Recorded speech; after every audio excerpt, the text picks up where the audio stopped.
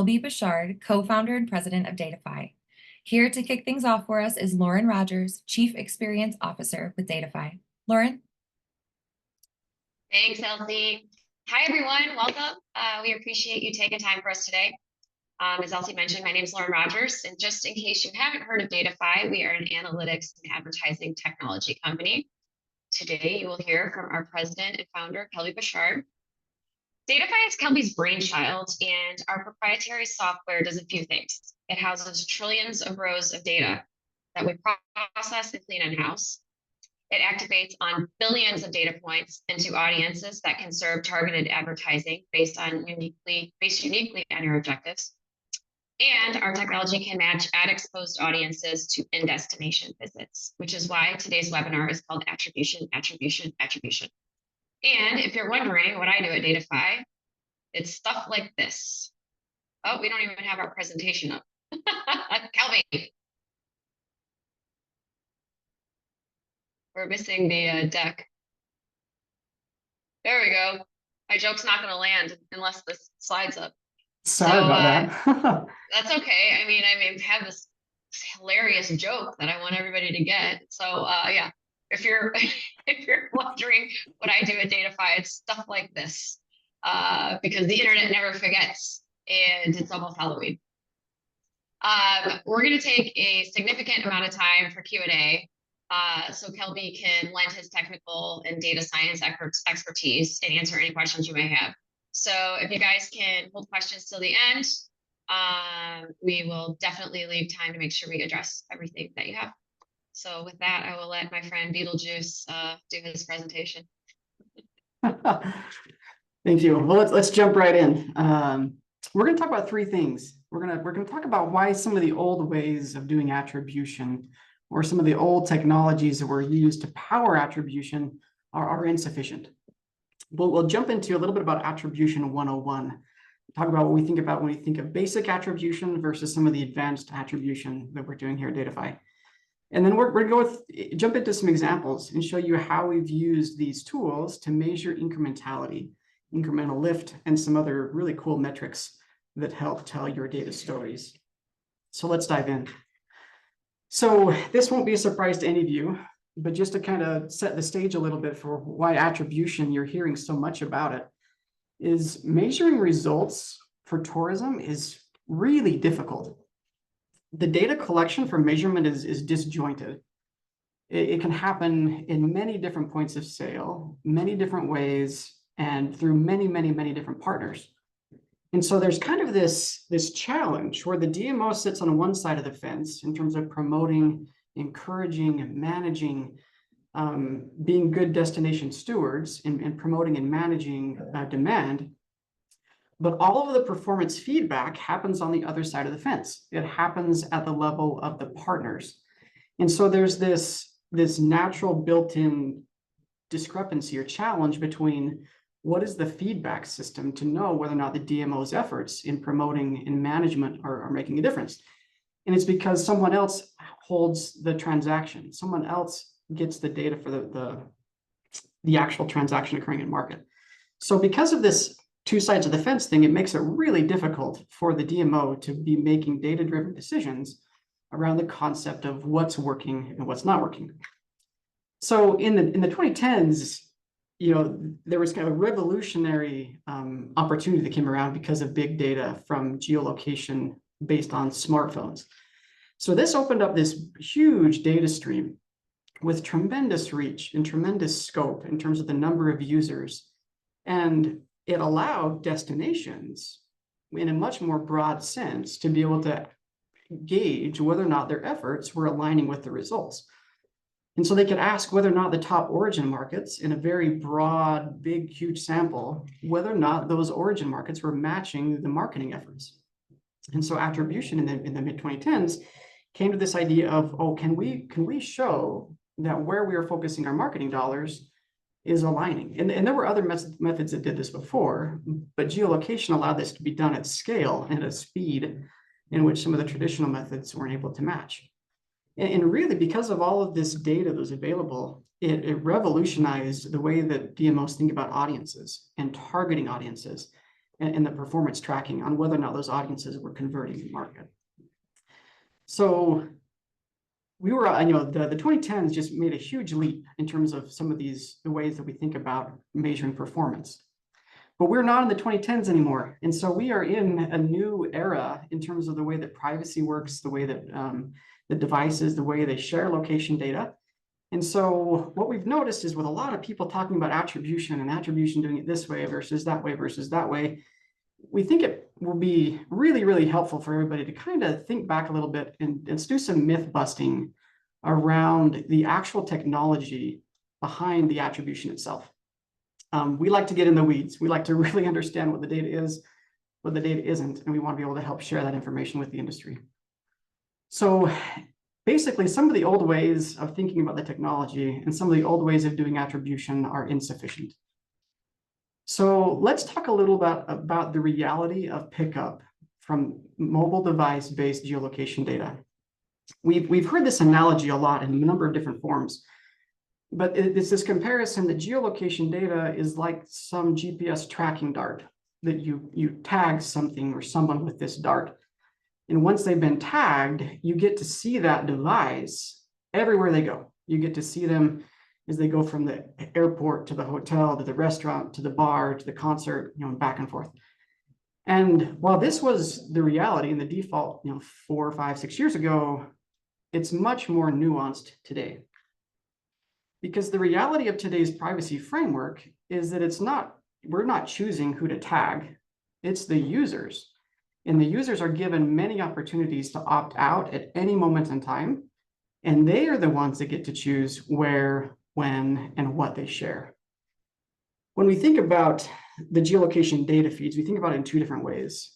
Where is the volume coming from? And then where is the unique reach coming from? So there still is a lot of background data. So background data is what we refer to as more of that. You will see them from point A to point B to point C. But those types of devices and those types of apps and those users that have chosen to share their location that way are becoming less and less common. There's still a lot of volume from those users. For instance, someone who's sharing background data, we might see them 150 times in a single day. But when we think about the unique reach of geolocation data, more and more users from a unique reach standpoint are sharing what we call foreground data, which means we might see them at the restaurant, but we're not going to see them at the airport because they're choosing based on what apps they use and what apps they've given permission to. They're choosing when and how they share this information. An analogy that we might suggest instead of the tracking dart is a comparison to Harry Potter. So the Harry Potter fans out there, you'll know that it's not the wizard who chooses the wand. It is the wand who chooses the wizard. So we don't get to choose which users are on our database. It's the wands, it's the users that get to choose us, in a sense. They get to choose what they're sharing, when they share. And then we need to make sure when we're thinking about attribution that we are thinking about it in this broader and more nuanced sense. That way we don't draw the wrong conclusions thinking that we're going to see everybody all the time, when in reality, we are going to be seeing a more eclectic set of location data coming in. So on this topic of reality of pickup, there's another myth that we hear a lot that we think needs some discussion. And this is the idea that a 2-hour dwell time filter effectively differentiates between a visitor and someone who's driving through. This really comes back to the idea of foreground versus background. What the reality some time ago is this might have been the case. And it still works today for those devices that are sharing that background location data, because we're going to see them 150 times a day. But for other users, which is becoming the majority of unique users, they are going to share their data at discrete moments in time, not this constant stream of location data. And so let's consider an example. Let's say you have a concert that's being promoted. You're bringing in these visitors and they're going to come for a one-night stay. They're going to come there on a Friday and they're going to leave sometime on Saturday. Let's say that there's a user, a part of this group that is privacy conscious and they are very careful about which apps they say, yep, you can share my location data with this, or I'm not going to share my location data with this app. And let's pretend for a moment that this user loves food delivery as an example, just a random type of app they could be using. And they love food delivery. And that happens to be the one app that they use and they consistently use, that they've given permission for that particular app to collect and share that location data. For this user, they might have been in your destination all day Friday, and we will never see them until they get back to the hotel. And now they're hungry and they're too tired to go out for a restaurant. And so they pull open their phone and they order food delivery. For this user, we won't see them until they open up that food delivery app, and we'll start collecting data. And there will be a period of time in which we'll see that user up until they're done using that app. And in the case of food delivery, maybe that's 30 minutes, maybe that's 40 minutes, maybe that's 15 minutes. It really depends on the use case.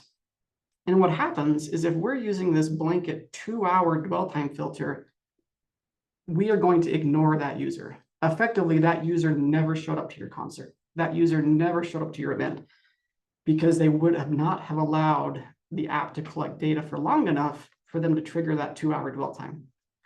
So ultimately what we think is happening is this dwell time filtering system is kind of a lazy way of trying to get rid of noise in geolocation data.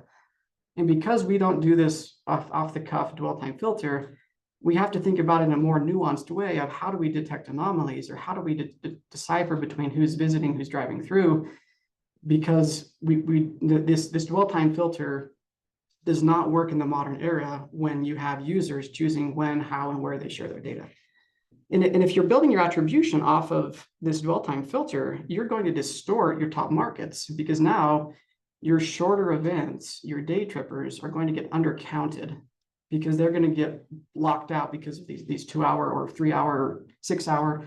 Basically, anytime you arbitrarily set a dwell time filter, you're going to be making an arbitrary cut on your user base. And so we think, and we use a more sophisticated or a more nuanced view of who's a visitor, who's not a visitor. And we think that's really important when you're thinking about attribution. Okay, another one. This one's really fun. In July, when Google announced that they were going to pivot and do an about face on their third-party cookie deprecation, you could almost hear across the globe from the ad tech world this giant sigh of relief of, oh, good, we don't have to change anymore. We can keep using the third-party cookies because Google has said they're not going to get rid of them anymore. But is that really what they said? We want to dive into it a little bit. So what did Google actually say regarding the third-party cookies or keeping them around? So won't read this whole thing, but we've highlighted a couple words we think kind of start telling a pattern here. So early testing, blah, blah, blah, blah. Google has indicated that the Privacy Sandbox API, blah, blah, blah, blah. We expect the performance using Privacy Sandbox API will improve. And then it goes blah, blah, blah, blah, blah. So here they are talking about getting or not getting rid of cookies, but the focus of their blog post is touting the Privacy Sandbox API, which is interesting because the Privacy Sandbox API is what they were proposing would be the replacement for the third-party cookie going away. And that was specifically what the EU told them over and over again, Google, you can't get rid of cookies yet because your Privacy Sandbox API is not ready. It's still too anti-competitive. And so Google would kick the can down the road. They'd propose some changes. The European Union would come back and say, nope, Privacy Sandbox API isn't cutting it yet. It's still too anti-competitive. You have to keep cookies around. And this is what was going on behind the scenes, why Google kept kicking the can down the road. But here's the kicker. So in this statement from Google, they go on to say, in light of this, we are proposing an updated approach that elevates user choice. This is important. And blah, blah, blah, blah, blah. People should make an informed choice, blah, blah, blah, to adjust that choice at any time. So it's interesting. They say they're getting rid of cookies, but not getting rid of cookies, but they're saying we're going to elevate choice. Now, those of you that have been around for a while, this should sound familiar, and you should start to kind of see some alarm bells going off here, because they're not the only one. They were taking a play out of someone else's playbook. And so follow with me for a moment. We're going to get kind of in the weeds here. And not in a perfect sense, but in some cases, a cookie is to Chrome as an IDFA is to an iOS device. Now, IDFA, you may never heard that before, but you probably have heard the more generic term of it, which is MAID, or Mobile Advertiser ID. And so cookies were used in Chrome to be able to identify activity across multiple websites or repeat, shopping cart abandonment. It was basically a way for them to use Chrome to identify users and identify patterns of behavior across many different sites so that attribution could be attached. A lot of attribution or cross-site conversions were being done through third-party cookie sharing. And IDFA was being used in very much the same way, of being able to connect. We showed this ad to this user, did this person subsequently go and install this new app after seeing this ad? And so they were very similar in terms of the way they were being used to enable the advertising industry. Apple, for a long time, it was no secret, they wanted to get rid of the IDFA. But rather than get rid of it outright, they were getting pushback. They offered instead a choice. And so you might remember back in 2021 when they introduced app tracking transparency. That was billed as a choice to give the user a choice to decide when and how and where they shared their IDFA. And what happened is Apple simultaneously launched a bunch of marketing and PR campaigns. And what they did is they called everybody else's use of consumer data, which included that IDFA and all of the other tracking or all the other insights that could come from that. They called that tracking and normally called it creepy, or they use all sorts of negative connotation around it. Yet they were using the very same thing. And for them, they called it ad personalization. So if you pull up a random app you just installed on your iPhone, you're going to see these pop-ups about, do you want to let them track you? But if you pull up, say, the Apple TV app for the first time, you're going to get greeted with a pop-up that says, would you like Apple to personalize your experience? That sounds much different than, hey, do you want this person to track you? And as a result of that choice, they were offering, Apple's share of the mobile app advertising market tripled in less than 6 months. And now it's estimated that advertising that they do, because of app tracking transparency, they're generating between $4 and $7 billion from their own ad tech. And they did all of this while avoiding the EU scrutiny. So back to Google, back to cookies. We don't think the third-party cookie is safe at all. We just think that Google has learned from Apple and what Apple was able to do. And now they are framing their own technology as a choice with the ultimate goal of being able to get rid of the third-party cookie and therefore try and strengthen their walled garden around the Privacy Sandbox API. So what does this mean for attribution? Well, you want to make sure that whatever you're doing in the advertising space, our recommendation is pretend that Google never said they were going back. Move forward as though they're going to go away, because we don't know when the ultimate end date will be. But based on what Apple did, based on what Google's saying they're going to do, we think the effectiveness of third-party cookies is going to deteriorate more and more and more, eventually to the point where Google will be able to get rid of it and no one will care. So if you want to prepare yourself for the future, move ahead as though they're already gone, would be our recommendation. All right, the next myth as it involves attribution. Sometimes we hear destinations, we hear throughout the industry this idea that campaign booking data is the ultimate indicator. That when you send someone from an ad, they click on it, they go to a booking site or a booking engine, that direct connection is the ultimate indicator. And more broadly speaking, whether it's booking data or whether it's this source or that source or the other source, we don't think there's any silver bullet when it comes to attribution, because visitors, they can book in so many different ways at so many different locations and product types that any one source, whether it's geolocation, whether it's spending, whether it's booking, no matter what it is, it will be an incomplete picture. And so when we think about attribution and the advanced attribution of where we think attribution of 2024 and beyond should be, it needs to consider a broad view of all the different potential ways that someone might be spending money and spending time in the destination. All right, and with that, we're going to jump into then what we think attribution should look like in 2024. So if you think about how someone interacts in your destination, when we think about how do we want to track and how do we want to collect data for attribution, we just want to make sure we're thinking about it internally in the reality of it, which is if we're bringing in spending data, which we are, and geolocation data and other sources as we continue to evaluate, there are some points of interest in your destination that are more conducive to one type of attribution event versus another. So for instance, booking data might capture the hotel, but it might not capture the restaurant spend. Credit card spending might collect the restaurants, but it's not going to capture the outdoor concert where there's no ticket to get in. And so on and so forth, where when we're thinking about attribution, we're looking for how can we kind of blend together multiple points of view, knowing that any one in and of itself, there might be overlap in some cases, and there will be overlap, but there might be some areas where one or the other is going to shine more. We want to make sure that we're designing our experiments and we're designing our product and our platform with the realities of how often and where and what's the probability of picking up each of these different activities. So what do we think about basic attribution? So attribution, as people typically talk about it in the tourism, is this idea of how many ad exposed devices or how many website visitors ultimately showed up back in the destination. And it asks some fairly basic questions. Of that ad exposed group, where were they from? Where did they go? What did they do?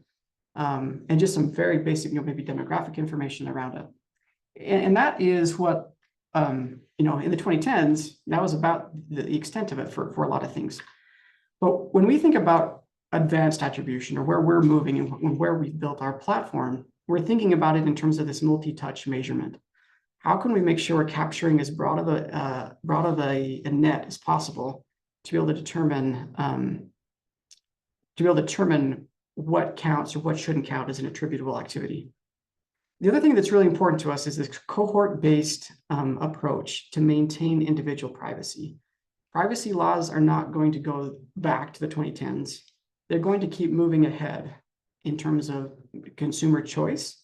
And that means we need to be thinking about and preparing for how do we do this in such a way where when we talk to industry partners and we talk to legislators about the importance of some of these data sets, that we can describe it in such a way that they'll understand that we're going about it in a way that's going to maintain and ensure individual privacy.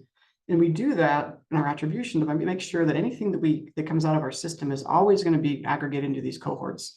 And it's going to be impossible to be able to, for you, any of our customers, to be able to re-identify or re-engineer, the behavior of individuals or small groups of people. And we think that's really, really important for attribution. In our view, that the days of one-to-one attribution should be behind us. We should be thinking about it more in terms of cohort-based, so that way we can maintain that individual privacy. The other really important thing that we're doing now is completely cookieless identity matching. And we do that in a number of ways through our own media offerings that we place, as well as through our in-house pixels. And these are pixels that we control, we've built, we've perfected, and we have the ability to continue to monitor it and make sure they're aligning with the privacy guidelines and with the data collection realities. And moving forward, continuing to make sure we're thinking about in terms of where's the industry going, what technology, what types of IDs do we need to be able to be compatible with, so that when we're trying to say, okay, to this group of users that were part of this campaign, did their devices show up? That identity matching is a critical component of it, because they might have viewed the ad on a CTV device, but they didn't pick up their TV and bring it with them on vacation. They bring their smartphone on vacation. And so this cookieless identity matching of how we go from one device to a mobile device into market is a really big part of this attribution puzzle. And then the last part of it, one of our guiding principles is we believe when we start talking about the A word, and some people get a little bit hesitant or nervous when you say attribution, because sometimes it infers this, we're trying to take credit for this impact directly. And we think the industry needs to kind of be a little bit more balanced in terms of the way that we view this with a dose of skepticism. Not every campaign is going to be a home run. Not every event is going to change the trajectory of your downtown. And so if your attribution results are always just sunshine and butterflies, something might be going on in the way you're filtering or the way that you're designing control groups. So it's that balance of skepticism, that intellectual curiosity around how can we improve this system? How can we make it better? And then the optimism piece, which is, being optimistic about problem solving and using technology to be able to help us answer those questions around measurement. So let's jump into some of the KPIs that we focus in on. So yes, we'll still report on those, what we call basic attribution metrics. How many of your ad exposed audience showed up in market? What POIs did they go to? How much time did they spend in market? Those types of things. But our focus is on the future of what are the KPIs that allow us to tell that attribution story in a defensible way. And the focus that we have is on incrementality. So what is the incremental impact of your website? What is the incremental impact of that campaign you just ran? And not just the lift part of it, but taking it a step further and then calculating the incremental return on ad spend, or IROAS. And ultimately, getting to the point where we're building a platform, we built a platform that allows clients to be able to benchmark and compare tactic A versus tactic B, vendor 1 versus vendor 2, and channel A versus channel B, and so on and so forth.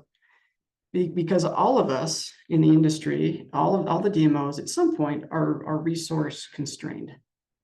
And we're trying to decide, do we put more money into this tactic, or do we put more money into this vendor versus that vendor, or this channel versus that channel? It's not always just about saving money and trying to get the lowest CPM possible, but it's about how do we drive sustainable growth if our budget never increases. If our budget is fixed, or if there's an economic downturn and taxes are cut, how can we still drive sustainable growth? And how do we do that by maximizing and knowing where our money's going, where should we be putting our money? And that's the future of attribution for travel and tourism. So how do we do it? And what is the math? And it's not just magic, but there's some really fun math that's going on behind the scenes. And the reason why we focus on this idea of incremental lift or incremental impact is to address this age-old question that comes up almost all the time when campaign results or when efforts are being compared. Where you might have two people in the room saying, this impact or this campaign had a tremendous impact. Just look at this metric, whether it's lift or incremental or return on ad spend or whatever it might be. And then you might have other people saying, no, like if you look back 10 years, we've always had visitors from Phoenix. This campaign was targeting Phoenix. And all you did was just advertise to people that were going to come anyway. How do you know that your campaign actually had an impact? And so oftentimes this ends in an impasse. And the way that you break that is by focusing on the incrementality side of it. So in that case of that example of advertising to Phoenix, so if Phoenix is one of your top markets and has consistently been one of your top markets and you want to continue to grow that, the idea of incrementality is to say, all right, what is the baseline level of visitation of people from Phoenix? So if we don't advertise to them at all, what is that baseline number of people that are going to show up on their own? And to make the math easy, let's call that 4%. So 4%, and that's huge, but 4% of an audience is going to come no matter what. And then you run the campaign. And now you say, okay, from our ad targeted group, we had 6% show up. Well, that doesn't mean that 6% of that group now you can claim credit for necessarily, because what you need to remember is that the baseline 4% was likely going to come no matter what. And so the incremental piece of it is that difference between the baseline and what the actual results of the campaign were. So let's, taking it from theory into practice, let's talk about some of the math. So some of you in here, I know are math gurus, and so we can jump in the weeds here a little bit. So when we think about it, we're talking about proportionality tests. If you remember some of your stats days, So what we're doing is we're taking the targeted number of trips. So this is the number of people that were exposed to a campaign, and subsequently we saw them in market. And we're using that as our numerator, and then we're dividing it by the total targeted audience that was served an ad on this campaign. And then we divide that result by something similar, but doing it on the control side. So we've isolated a control group. These are devices that were not exposed. These are households that were not exposed. And then we're saying, okay, how many of this control group showed up anyway, divided by the size of the control group. And then when you compare these two, you get ultimately what we refer to as that incremental lift. So as a recent example of a campaign that we ran, or we didn't run the media, this was purely performance metrics that we were running based on our third-party media pixel. And so this was media that was being placed elsewhere. We were just helping them assess whether or not it was having an impact. And in this case, that, if we go back to the math here, that targeted trips divided by the audience was approximately 0.1%. And then the control trips divided by the control audience was 0.0719%. So you divide those, and what that results in was a lift of 1.39, which means that people who were part of the targeted group were 39% more likely to show up at this attraction than a random person that was also from out of state. So we always make sure that we align our targeted and our control groups. And so we were looking at out of state targeted and out of state control. And then we run a p-test and a z-score on it to say that in this particular result, we were 95% confident based on the z-score, 95% confident that this campaign resulted in a 39% higher likelihood of them showing up than the control group. But we don't actually have to end there. We can take it even further. So what we can do here is we take that to the targeted or the control group rate, which is at 0.719%. And then we multiply it back against the entire size of the targeted audience. And that results in 807. And then we basically say, okay, the targeted trips were just over 1,100. But based on the control behavior, we can assess or assume that 807 of them would have made this trip with or without that advertising. And then when you subtract those out, you end up with the incremental number of trips. So in this case, we could say with definitiveness, we're confident that at least 300 people more took this trip than would have taken this trip without the advertising. And then you can take that 315 and then you multiply it by the average spend per trip. And in this case, we used our advanced spending module to be able to calculate how much money was the average person spending when they came and arrived on a vacation to this attraction. And then we divide it by the cost of that campaign. And that yields the incremental return on ad spend. And so this is how we can use these advanced attribution techniques to be able to have these defensible incremental KPIs to be able to communicate and tell our story about why the DMO's efforts make a difference. So one of the important things we think about around this idea of attribution, back to this balancing insight with privacy. All of our spending analysis that we do when we're talking about this attribution is cohort based.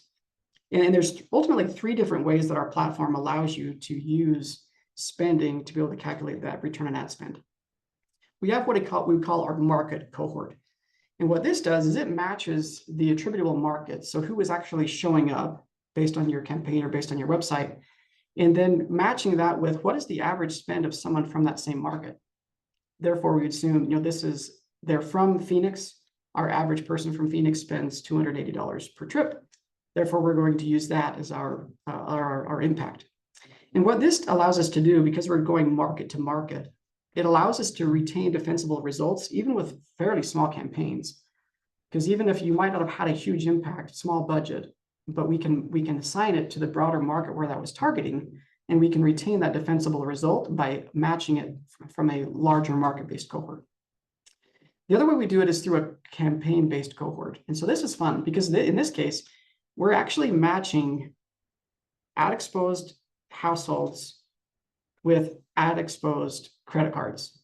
And we're doing it in a cohort to cohort basis.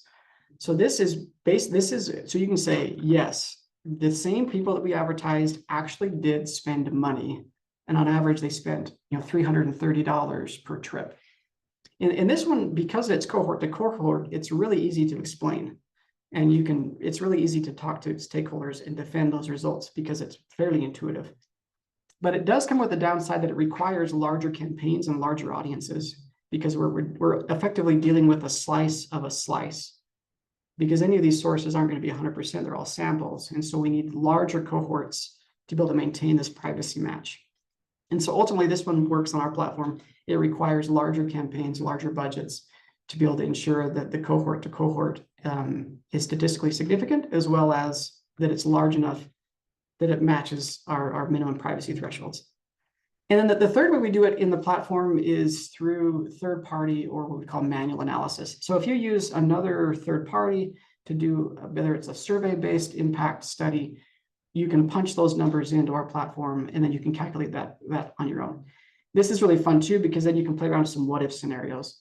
Like, what if we were able to increase this from 280 to 330? What would be the impact? And you can run these what if analyses by manipulating that tool. So I'm going to pause here for a moment and just jump in live. And we're really proud of some of the stuff that we built here. And if you can bear with me a second as I share this other screen.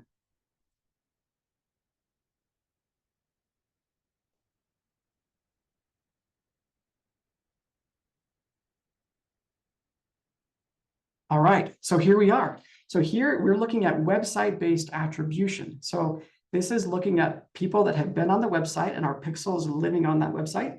And then we're able to segment all of those visitors and then show you how many of them ultimately came back in the market. But not only that, we also have some other analytics that we run similar to what you might get from GA4 through our website pixel. So we can show you time on site, engagement rates, sessions, reach, page views, that are all built into this one pixel that we develop and provide for your website. We can compare the impact. So this is taking, and I'll show you in a moment, but you can punch in different values for your ADR, and then this is using that market spend per visitor. So this is looking, like I just mentioned, this is using that market to market based approach to say, okay, people from Phoenix were on your website, they showed up in market, and on average, this is what they were spending.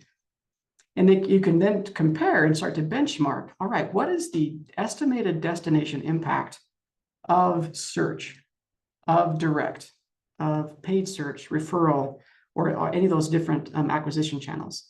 We can also flip this, and all of our dashboards, acquisition channel may not be sufficient. Maybe you want to look at by UTM source. We can do deep dive drill downs on this to understand where are those website visitors originating from. In this case, Dallas, we can look at it by DMA, we can look at it by MSA, we can look at the demographic breakdowns. So this is the household level demographics of those website visitors that ultimately showed up in market. And then this is where we can start to do some of those advanced comparisons in terms of where do we want to focus our efforts? Which channels are leading to the biggest impact? In some cases, it's not just about attributable trips, because we might have to also consider the number of sessions that are being occurred, or the number of users that are being driven by the different channels. In this case, email, which has historically been a very difficult thing to try and track the impact of, we can see that the average email user that clicks off of an email link spends almost 4.5 minutes on their website. They have a really high engagement rate, and we've seen more than 500 of them show back up in market. And so we can compare what is the attribution rate. So even though there's only 500 people showing up, it has a much higher rate than paid social, for instance, or some of the other tactics. So it allows you to start thinking about, how do we want to efficiently deploy our efforts? And then we can flip this over to looking at now media as well. So now we're not looking at the website attribution. Now we are looking at, this was media that was placed through any number of potential different channels and vendors, and what was the impact back into the destination. And so now we can show and compare what was the impact of vendor 1 versus vendor 2, And it's not just about how many people showed up in market necessarily. We can start to consider and compare what is the efficiency rate. And yes, we might be getting a lot more impact from one vendor versus another, but maybe we're spending 10 times more money with them. And are they getting us 10 times more results? Or are they only getting us incrementally larger? And we'd be better to redeploy some of that budget in another way. And then I'm going to pause this one more time and show you one more example, and then we'll jump into questions. And that is, this idea of incremental impact, incremental lift.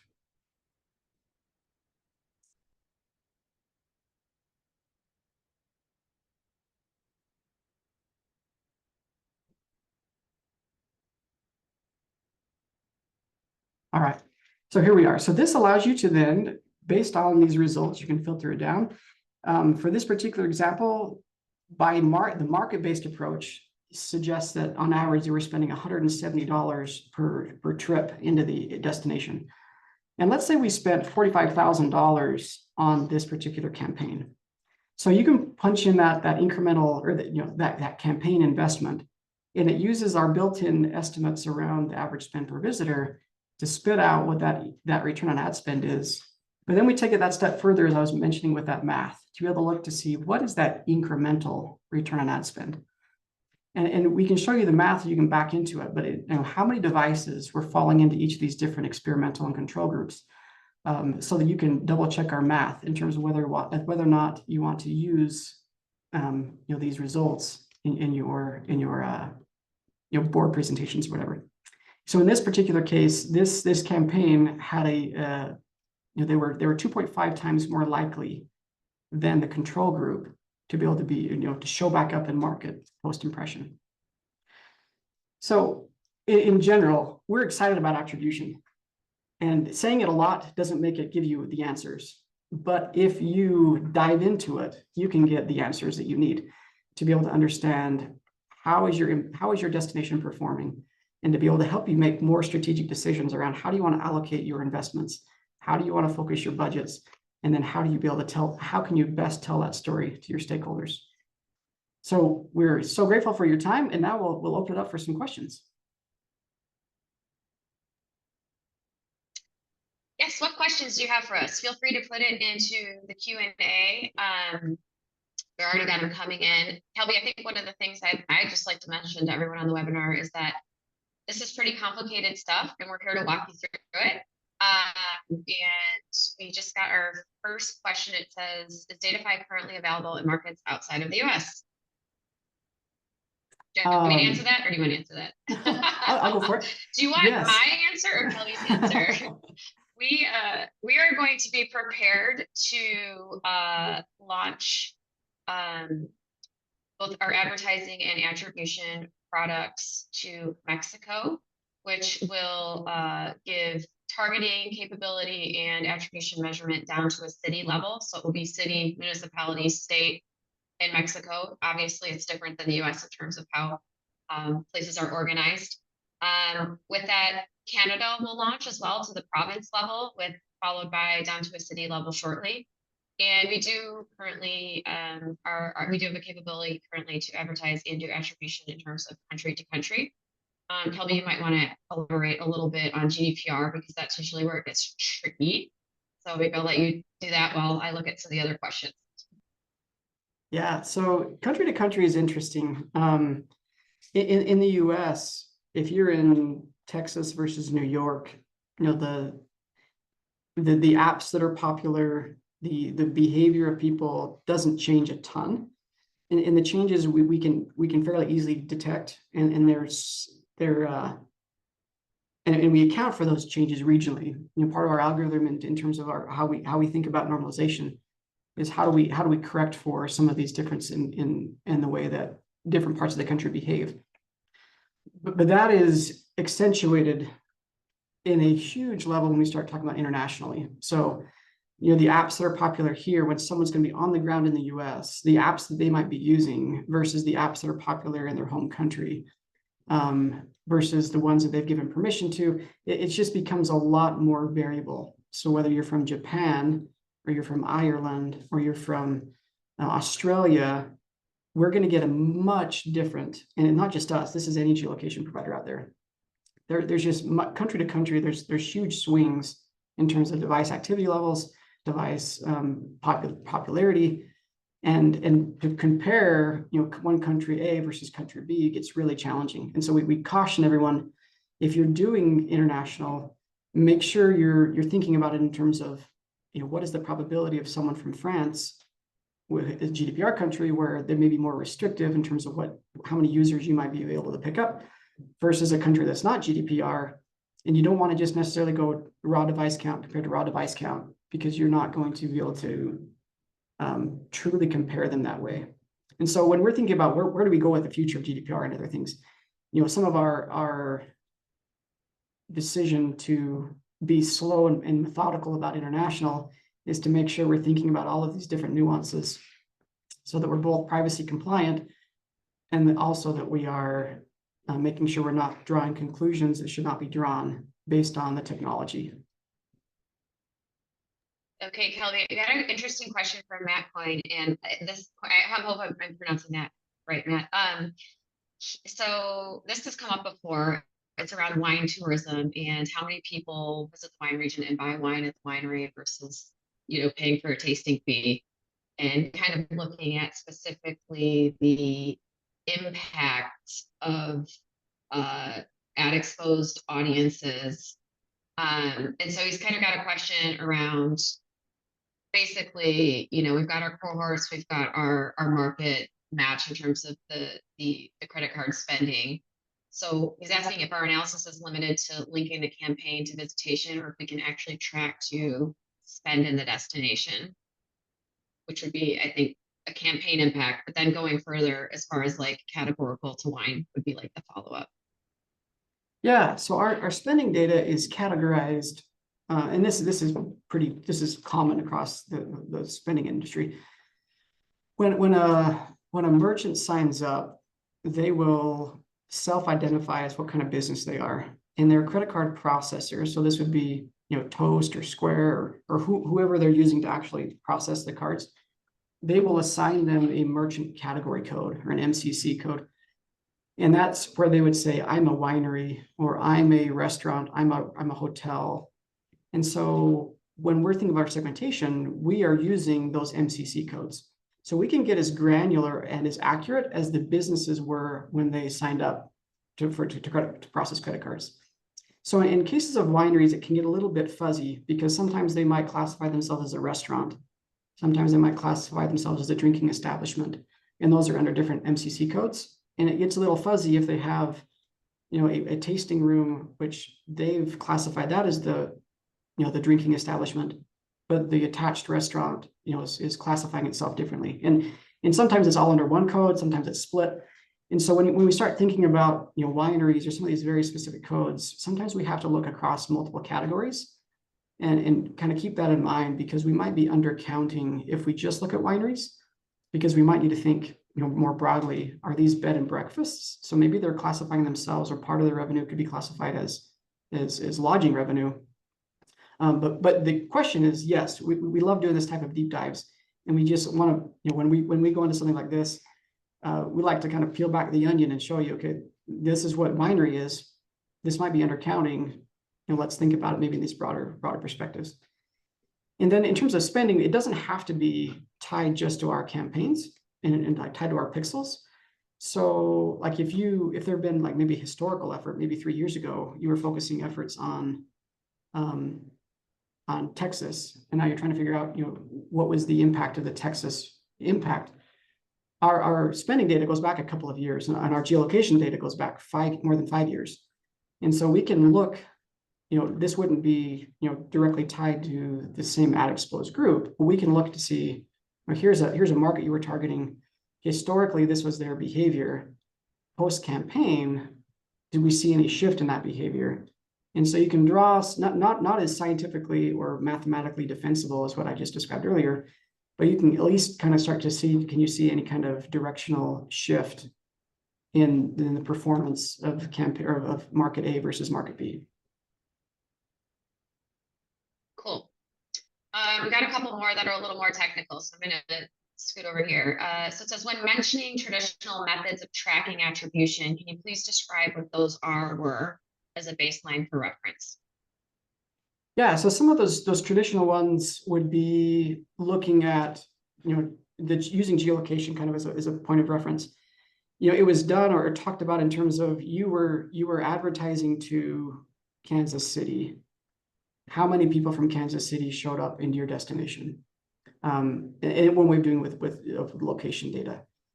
There's other attribution studies that were using survey-based approaches, and there's some really brilliant studies out there using surveys to try and gauge, do you recall seeing this ad?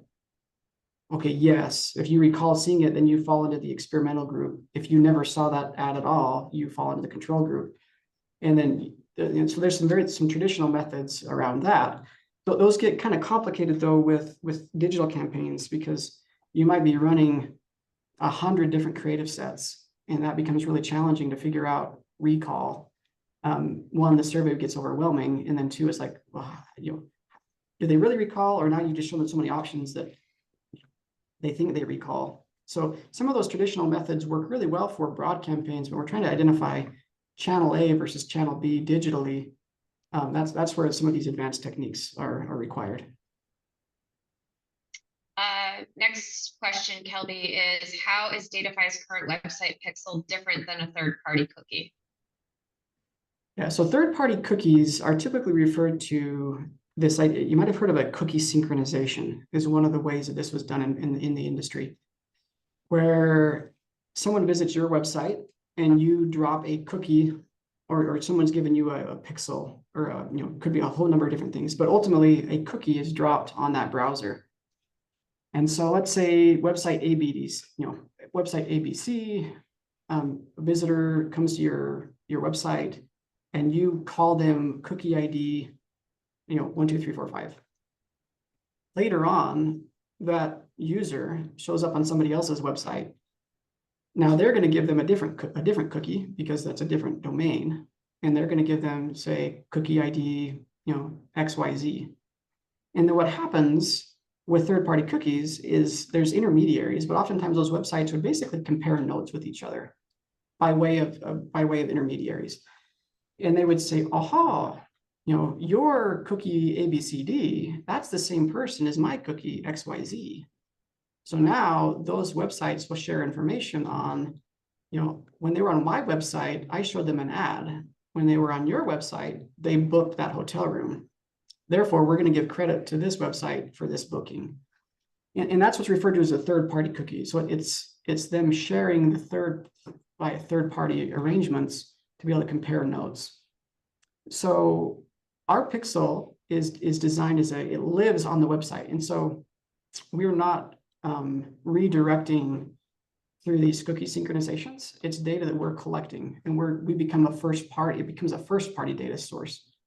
And that first-party data source is now, the website owner, and by extension, our partner of theirs.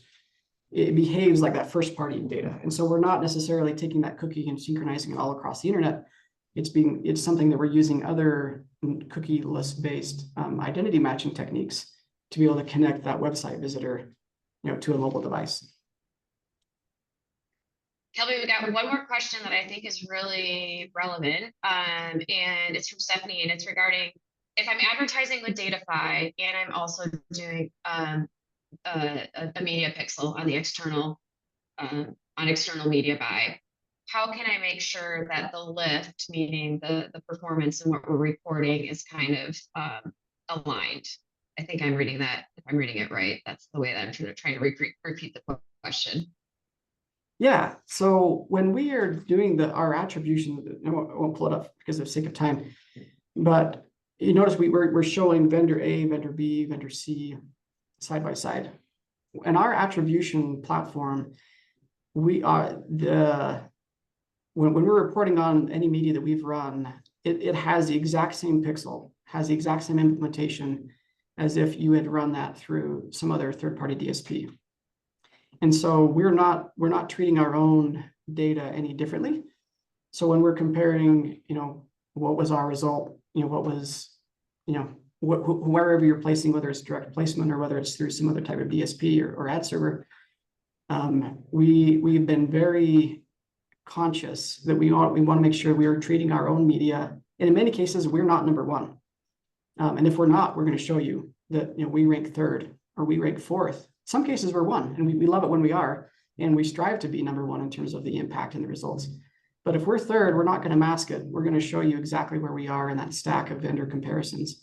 And then that's an opportunity for conversation with us about, hey, Datafy, you got to improve, or we're gonna move more budget over to this other one that's more efficient. And we understand that's one of the risks in us doing it this way is, it's an open book, and you can see, how do we perform and how do we stack up against all your other options.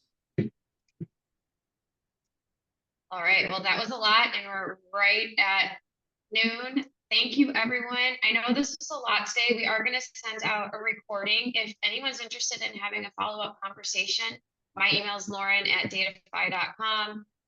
We're happy to chat anytime. I know a lot of you are current clients that were on the call. Your CX team is here to help you understand that, ask more questions, and we want to be a partner in it with you as far as learning about this stuff as all this technology modernizes so quickly. So thank you, TTRA. Thank you, Elsie, again, for organizing this. And we look forward to seeing you all at the great events that Elsie mentioned at the beginning of the call.